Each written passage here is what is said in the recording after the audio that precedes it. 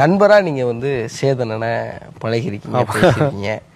அவர் வந்து உங்களுக்கு ரொம்ப பெரியத்துக்குரியவராக இருக்காருன்னு வெளியே சோசியல் மீடியாவில் பேசுகிறேன். அவரே உங்ககிட்ட சொல்லிட்டு அவர் இப்போ சொன்னார் என்கிட்ட போய் உங்களுக்கு அது எப்படி இருந்துச்சு? சரி, நாங்கள் வச்சாங்கிச்சான் தான் பேசிப்போம் எப்போவுமே. நம்பர் மாற்றினா எதுக்கு இருந்தாலும் கூப்பிடுவார், பேசுவார்.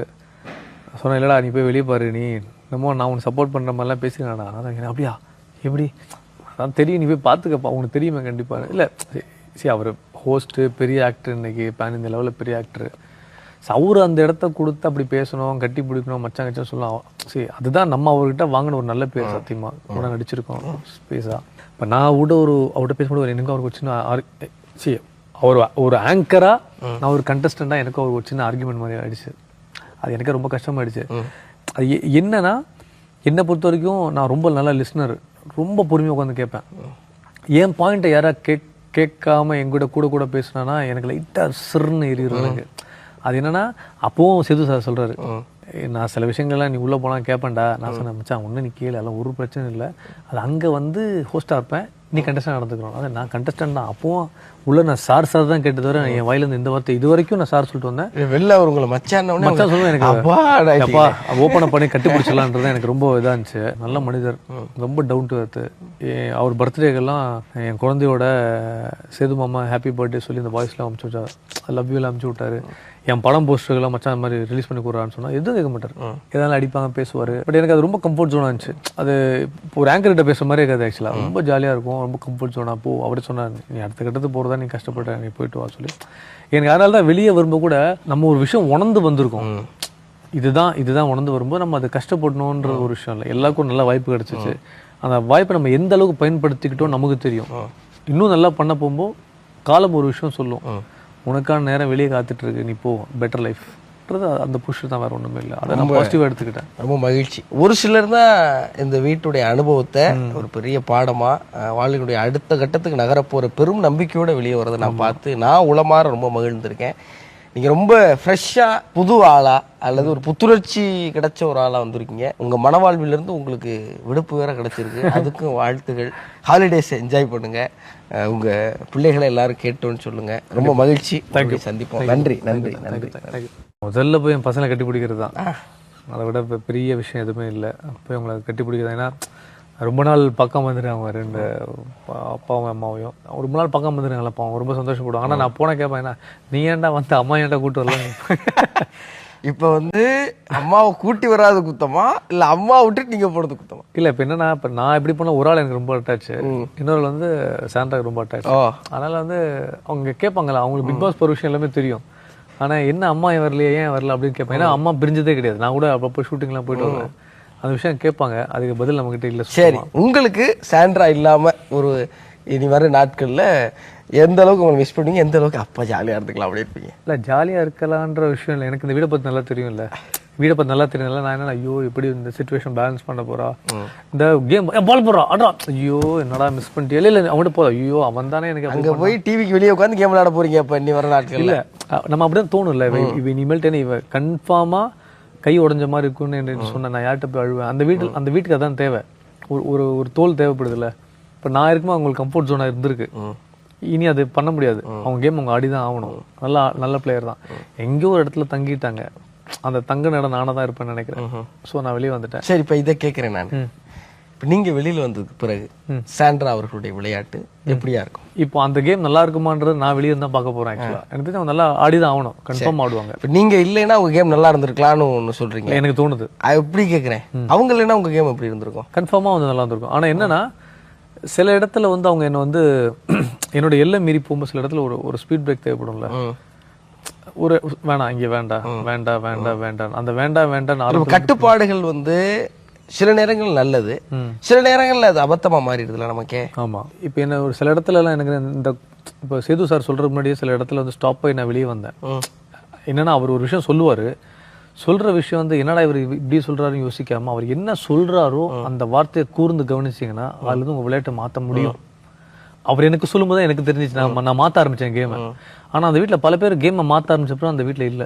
நான் அதுவும் நான் கண்ணுக்கு நேரம் பார்த்திருக்கேன். துஷார்னு ஒருத்தர் இருந்தாரு, அவரு நான் உள்ள போகும்போது நான் துஷார்கிட்ட அரோரா கிட்ட சொல்லும்போது அரோராலாம் இருந்த இடமே தெரியாம இருந்தப்போ துஷார்ட்ட சொன்னேன், டேய் நீ இப்படி இருக்காதரா. அவன் வந்து கேட்டான், நான் என்ன பண்ணேன் அவன் உடைச்ச ஒரு விஷயமா காலையில் பேச ஆரம்பிச்சு வெளியே வந்தா, டேய் என்னடா அவ்வளோ மாற்றான், அவன் அப்படியே வெளியே போயிட்டான். மாறுதல் ஏற்படுன்ற ஒரு சரி சாண்ட்ரா வெளியே போயிடுவாங்கன்னு உங்களுக்கு எப்போ தோணுது உண்டா? இல்லை போக மாட்டாங்க. நான் வேணா போக மாட்டாங்க. அதில் பெரிய நம்பிக்கை எனக்கு இருந்துச்சு. மற்றவங்க என்னன்னா, இப்போ நான் போனது விக்ரம் என்ன சொல்ல ஆரம்பிச்சேன்னா, நீங்கள் 2 பேருமே கப்புள் கேம் தான். நான் சொன்ன கப்புளாக தான் உள்ளே வந்தோம், 2 பேரும் ஒரே கண்டஸ்டன்ட் கிடையாது, மாறுதல் கண்டஸ்ட். எனக்கு அதுலலாம் அவர்கிட்டே கொஞ்சம் ட்ரிகர் பாயிண்ட் ஆகி போச்சு. அப்போ நானும் சொன்னேன், யோ நான் என் கேம் ஆடுறேன்யா, என் கேம் நான் தனியானவனு நம்ப மாட்டேல, சரிடா நான் இப்போ தனியான நம்புறேன், அதுதான் நான் துண்டிக்கிறேன்னு சொல்லி இந்த 2 கொடுத்தேன். அதுக்கப்புறம் மறுநாள் அதுக்கு 2 நாள்ல இருந்து எங்களுக்குள்ள பேச்சுவார்த்தை இல்லை. ஆனால் அது காரணம் அது கிடையாது, தனியா விளையாடணும் தனியா விளையாட முடிவு எடுத்தேன். சரி, இப்போ நீங்க இந்த துண்டிக்கிறேன் கேட்கறதுனால ஒன்று சொல்றேன். வேற கேட்டுறீங்க, துண்டிக்கிறேன்னு கேட்கறதால நீங்க வேற எங்கேயோ அப்படி அந்த அளவுக்கு எப்போது கண்டஸ்டண்டா உங்களுக்கு ஃபேவரட் திவ்யா சாண்ட்ரா யாரை சொல்லுவீங்க? சாண்ட்ரா தான் 100%. திவ்யா கிட்ட சில விஷயங்கள், வினோத் கிட்ட ஒரு விஷயம் இருக்கு. ரீசனா இந்த டாஸ்க்ல கூட எங்க 2 பேர் தான் அந்த ஒரு இது மோதலே வந்திருக்கும். ஏன்னா அவர் வேற ஏதோ பேச போய், அப்ப நான் நடுவில் உள்ள போனேன். என்ன அந்த விக்க வச்சு இப்படி தட்டினாரு, என்ன அந்த மனுஷன் விக்கெல்லாம் வச்சு தட்டுறான்னு சொல்லி நானும் இப்படி கிட்ட போய் 2 பேரும் 1-to-1 தான் இருந்துச்சு தவிர, ஆனா மறுநாளே கட்டாயி நானும் அவரும் ஜாலியா காஃபி எல்லாம் போட்டு குடிச்சிருந்தோம். அது அந்த டாஸ்கோட போச்சு. அந்த மொமெண்ட் ஒரு விஷயம் கிரியேட் ஆகும்ல, அது மாதிரி தான் திவ்யாவுக்கு. என்னன்னா, எங்கேயோ எப்பயோ ஒரு வருஷமா அந்த கமருதீன் கூட ஒர்க் பண்ணிக்காங்க. பட் இவங்க 2 பேரும் கமருதீன், நான் எப்பவுமே ஒரு விஷயம் ஒருத்தரை மட்டும் நான் கேட்க மாட்டேன், இன்னொருத்தருட்டையும் அந்த சைடு கேட்பேன். கண்டிப்பாக கேட்கும்போது, அண்ணா ஒன்றுமே இல்லைண்ணா ஜாலியாக தானே பழக்கம், ஹலோ பாய், அப்போ ஜாலியாக பழக்கம், அப்போ இதனால இவங்க இப்படி சொல்கிறாங்க. அப்போ அவன் பாயிண்ட் ஆஃப் வியூவில் பேசும்போது இவங்க கேஷுவலாக சொல்ல போகிறாங்க, அது அவனுக்கு வந்து இன்னமும் தப்பாக ஒரு வருஷமாக தெரியும்னா, அப்போ இது ஏதோ பிரச்சனை வரும்போது அந்த பிரச்சனை ஹைலைட்டாக தெரியும். இது இவங்ககிட்ட இருக்குது, அக்செப்டன்ஸ் குறைவாக இருக்குது அவகிட்ட, திவ்யா கிட்ட. இப்போ நான் எவிக்டாக வெளியே வரும்போது என்கிட்ட அவங்க கேட்டாங்க, நீ நல்லா தான் நான் கேம் ஆடினேன், இது நல்லா தான் ஆடினேன், ஏன் நல்லா ஆடி போயிடும், எப்படி உன்னை விக் பண்ணாங்க? நான் சொன்னேன், அதுக்கு என்கிட்ட பதில் கிடையாது, அதை நான் யோசிச்சு உட்கார முடியாது, நீ நல்லா ஆடு, நான் போகிறேன். என்ன யோசிக்க கூடாது, ஆட்சி அடுத்த கட்ட நகர்த்துறணுன்றதான் சேது சாரே சொல்லுவார். சிறப்பு, அங்கே மாட்டக்கூடாது. உங்கள் ரசிகர்கள் என்ன சொல்கிறாங்கன்னா, தாடி வச்சிருக்கப்புறம் பிரஜின் வந்து ரொம்ப அழகாக இருந்தார், க்ளீன் ஷேவ் பண்ணப்போ அவ்வளவு அழகா இல்ல, கொஞ்சம் குறைஞ்சமா இருக்குங்கிறாங்க. நீங்க என்ன நினைக்கல? எனக்கு என்னன்னா, நடுவில் அந்த பிரின்சிபல் டாஸ்க்ல வரும்போது நான் முடியை வெட்டிட்டு ஒரு, ஏன்னா பசங்க இவங்கள பார்த்து இது பண்றாங்க. ஸோ தாடி வந்தப்போ அந்த தாடி வச்சு பிரின்சிபல் ஆனா என்ன யோசிக்க முன்னாடி தப்பான எக்ஸாம்பிளா கூட இல்ல, நான் யோசிக்காம எடுத்துட்டேன். உள்ள வர்றப்ப நீங்க சில விஷயங்கள்லாம் சொல்லிட்டு வந்தீங்க, அதெல்லாம் ஞாபகம் இருக்கா? ஆமா, என்னெல்லாம் ஞாபகம் இருக்கு இப்போ? அப்போ நம்ம போன ஒரு பரபரில் ஒரு விஷயம் பண்ணலாம். இதுதான் ஆரி வந்து எனக்கு வீடியோ பண்ணும்போது, டே நீ உள்ள போய் பயங்கரமா, என்னடா இது போன இன்ட்ரிகென்ட்லாம் பயங்கரமா இருந்துச்சு, ஒரு 2-3 நாளுக்கு அப்புறம் கொஞ்சம் அப்படியே இதாகிடுச்சுடா. நான் சொன்னேன், அது எனக்கே புரியுது, டவுன் ஆகும் ஏறும் விஷயம், இதெல்லாம் தாண்டி அந்த வீடியோ ஒரு விஷயம் பண்ணோம். எப்பவுமே 24/7 ஒரு விஷயம் நம்ம பண்ணிட முடியாது, அதெல்லாம் நம்ம அப்படியே போக கற்றுக்கிட்ட விஷயம் தான். அதுக்கப்புறம் வர டாஸ்க் நீ இப்படி ப்ரூவ் பண்ணலாம், இதெல்லாம் இருக்கு. அந்த வீடையே மாற்றிட முடியாது, அந்த வீடு ஒரு விஷயம் பண்ணும், அந்த வீடு உங்களுக்கு ஒரு மாற்றங்கள் ஏற்படுத்தும், ஒரு தெளிவு ஏற்படுத்தும். நீ போற தரன்னு கிழிச்சிடுறேன் அப்படின்னீங்க. இப்போ நான் வந்து ஒரு திவ்ய நிலையில இருக்கிற ஒரு பிரச்சனை பார்க்குறேன். இப்போ நம்ம ஒரு விஷயம் போகிறோம், அங்கே ஒருத்தர்கிட்ட பேசுகிறோம், 1-to-1 ஏதோ இஷ்யூ ஆகுதுன்னா அவங்களுக்கு எனக்கும் தான் பேச்சுவார்த்தை வரும். இப்போ என்ன இவங்ககிட்ட ஏதாவது இப்போ சண்டைகிட்ட ஏதோ பிரச்சனை பண்ண நான் எதுவும் போகவே மாட்டேன். எண்டு வரைக்கும் முடியாத பட்சத்தில் ஒரு ஷோல்டருக்காக மட்டும் தான், இதுக்கு மேலே பொறுக்க முடியாது குருநாதான் நான் தான். ஆமாம், ஏதாவது ஒரு விஷயத்துக்காக மட்டும் தான் நான் போய் ஹெல்ப் பண்ணுவேன் தவிர அவங்களுக்கு அவங்க பார்த்துப்பாங்க. போன பார்த்தோன்னா எனக்கு 2-3 பேர்கிட்ட சின்ன கிளாஷ் நடந்திருக்கும். விக்ரம் கூட ஒரு சின்ன ஒரு 1-to-1, ஏன்னா அவரை எடுத்த உடனே எண்டு வரைக்கும் சொல்லிட்டாரு நீங்க கப்பல தான் ஆடுவீங்க. ஆனால் போக பிறகு அவர் அப்படியே திரும்பி இந்த 3 வாரத்தில் விக்ரம் நல்லா புரிஞ்சுக்கிட்டார். இப்போ நான் வரும்போது விக்ரம் தான் என்கிட்ட சொன்னான், கண்ணு மறைக்கலாம் ப்ரோ, என்ன ப்ரோ நம்ப முடியல ப்ரோ, ஏன்னா நான் போக மாட்டேன்னு சொன்னவரும் அவர் தான். உண்மையிலே வருத்தப்பட்ட சில முகங்கள்ல விக்ரம் முகம். நான் அதை பார்த்து நான் சொன்னேன், இப்போ கட்டிப்பிடி கூட சொன்னேன், ப்ரோ என்ன ப்ரோ நம்ப முடியல ப்ரோ, எதிர்பாருங்கள், அதுதான் கேள்வி. ஆனால் இப்பவும் உள்ளுக்குள்ள சில பேர் எப்படின்னா சேஃப் ஜோன்ல தான் இருக்காங்க. ஆக்சுவலாக சொல்லுங்களேன் யாருன்னு சும்மா. கனி என்ன பண்றாங்கன்னா, அந்த சேஃப் ஜோனா தம்பின்ற விஷயத்துல எப்ஜேவை, விக்ரம, சபரிய வச்சுக்கிட்டு பிரம்மாஸ்திரமா சமைச்சு போட்டு பாசத்தை காட்டி, எப்பயும் ஒரு குரூப்போட டிராவல் ஆனா சேஃபா போனா இவங்க 2 ஓட்டு 10 ஓட்டு கையில வந்துச்சு, மீதி இவங்களெல்லாம் அடிச்சு உட்கார வச்சுட்டானா நம்ம சேஃப் ஜோன்ல போனா அதுக்கப்புறம் நம்ம பாட்டு குத்திக்கலாம், பிரச்சனை இல்லைன்ற நம்ம கேம். இது இல்லாம விக்ரம் சுபிக்ஷா அண்ணன் தங்கச்சி இப்படின்ற பேட்டர்ன் போகுது. ஆனா அவங்களுக்குள்ள கிளாஷும் நடக்குது. ஸோ இங்கேயும் போகும்போது எக்காரத்துக்கு மட்டும் சுபிக்ஷா விக்ரமுக்கு தப்பான ஓட்டு போட மாட்டேன். இங்கே ஒரு 10 ஓட்டு வந்துச்சு, இது ஒரு 12 ஓட்டு ஆச்சு. இப்படி சேஃப் ஜோனாக போகும்போது ஒரு குரூப்பாக ஃபார்ம் பண்ணுறாங்க. சரி, பார்வதி வந்து நீங்கள் கூட வச்சுக்கணும்னு நினச்சிங்களா இல்லை தள்ளி வச்சுக்கணும்னு நினச்சிங்களா? கூட வச்சுக்கணும் அவசியமே இல்லை, நான் அப்படின்னு நினைக்கவே இல்லை ஆக்சுவலாக. ஏன்னா நம்ம சிலர் கூட ஒரு நல்ல நட்பின் அடிப்படையில் இருப்போம் நினைப்போம், சில பேரை கிட்டே சேர்க்கூடாரான்னு இருப்போம். எதுவாக இருந்தாலும் எல்லா ப்ராப்ளத்தையும் போய் பேசுவோம். ஆனால் இவங்களை வந்து கொஞ்சம் அவேவா வைக்கிறது பெட்டர்னு நான் டிசைட் பண்ணல, நான் சொல்லி ஏன்னா எப்போ வந்து இவங்க பேசுவாங்க. அதனால தான் குட்டி சாத்தான்ட்டீங்க டக்குன்னு. அது எல்லாருமே அவளே சந்தோஷமா எடுத்துக்கிட்டல, யாராவது குட்டி சாத்தான் சொல்லும்போது ஏய் சூப்பர் அடி, நான் குட்டி சாத்தான்டி, அவளே அக்செப்ட் பண்ணிட்டு போறாள்.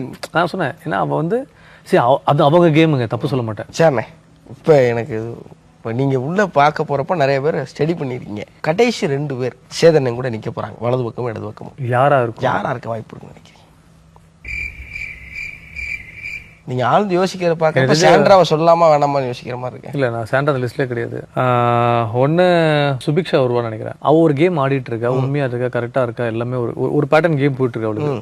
அவள் டாஸ்க்கும் நல்லா ஆடுறா, தலை போட்டியில் வரும்போது அந்த ஒரு விஷயமா த பெஸ்ட்டை ட்ரை பண்ணுறான். அவளுக்கான விஷயங்கள் அவள் பீட் பாக்ஸிங் பண்ணுறா, இது பண்ணுறா, அது ஒரு ட்ராக்கை பண்ணுறான். நமக்கு தெரியுங்களா அந்த சேஞ்ச் ஓவர் ஆரம்பத்துலேருந்தே அவள் ஹெவியாக தான் பண்ணிட்டு இருக்கா. ஆக்சுவலாக நான் உள்ளே பார்த்துட்டு போவே நினச்சேன் இந்த பொண்ணு ஓகேடா சூப்பரா நல்லா ஆடுறாடா கேம். இதுதான் நான் என்னோட கணிப்பு. நீங்கள் தப்பாகவும் இருக்கலாம், இதில் ஒன்றும் இல்லை. நீங்கள் வெளில வர்றீங்க, ஒரு பக்கம் சாண்ட்ராவை சமாதானப்படுத்திட்டு வரீங்க, இன்னொரு பக்கம் அவங்கக்கிட்ட அப்படின்னீங்க, என்ன அர்த்தம்?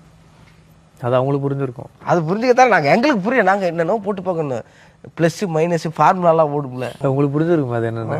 அது தெரிஞ்சுக்கலான்னு புரிஞ்சிருச்சு, தெரிஞ்சுக்கலான்னு. அது சில விஷயங்கள் அது புரியாமல் இருக்கிறது பெட்ரு, ஏன்னா அது அவங்களுக்கு தெரியும் ஆக்சுவலாக. அவ்வளோதான். இப்போ இந்த நாங்கள் சொல்லிடக்கூடாது, நீங்கள் சொல்லிடக்கூடாது. இல்லை, நான் சொல்லக்கூடாதுன்னு கிடையாது ஆக்சுவலாக, அது நல்லா இருக்காது, அது சொல்லக்கூடாது. சரி, நெகட்டிவ் கிடையாது அது. நான் அந்த மைக்கை வச்சுட்டு நான் அவள் காதில் சொன்னது மைக்கில் கேட்டிருக்காது, அது நான் ஆக்ஷனை காட்டினேன்னா அது கண்டிப்பாக உங்களுக்கு புரிஞ்சிருக்காது நம்புறேன். எனக்கு தெரிஞ்சு புரியாதனால தானே இப்படி உட்காந்து லைட்டு கிட்டலாம் போட்டு கேட்டுல, அது மேபி நாலுலேருந்து அவள் கேம் மாறதா இருந்தால் கண்டிப்பாக அது புரிஞ்சிருக்கும். அப்படியா? அதை வச்சு நாங்கள் புரிஞ்சுக்கிறோங்கிறீங்க? இல்லை, ஜென்ரலான விஷயம் தான் அது, கொஞ்சம் ஒரு விஷயமானது தான்.